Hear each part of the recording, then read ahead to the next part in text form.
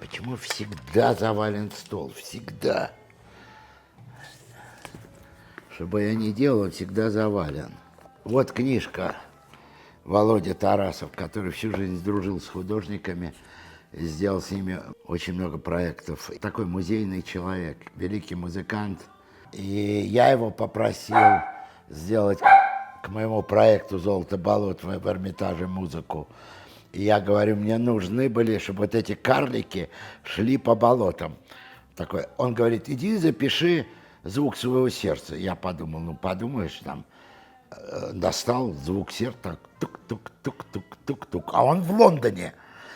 Он говорит, мне нужен план залов. Я дал ему план залов, в Лондон послал.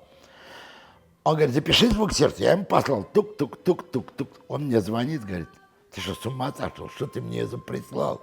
Тук-тук-тук-тук-тук-тук. Мне музыка, звуки сердца. Я говорю, а что это? Он говорит, значит, поедешь на Петроградскую, там больница, придешь, там очаровательная женщина, профессор, я им позвоню, они тебя запишут, кардиологи. Я пришел, очаровательная женщина. Она говорит, да-да. Я говорю, мне на звуки... А на что жалуетесь? Я говорю, жалуюсь только на Тарасова. Больше я ни на что не жалуюсь. Мне на звуки сердца. Они говорят, сейчас сделаем. Значит, все меня облепили этими датчиками, записали, дали мне диск.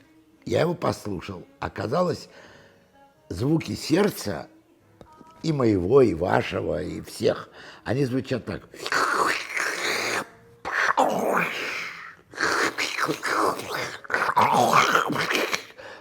То есть работает насосная станция. Абсолютно.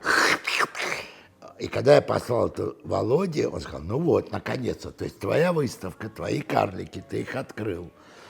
И вот звук этого шмякающего болота, который совпадает со звуками твоего персонального сердца. Гениально. Вот это он.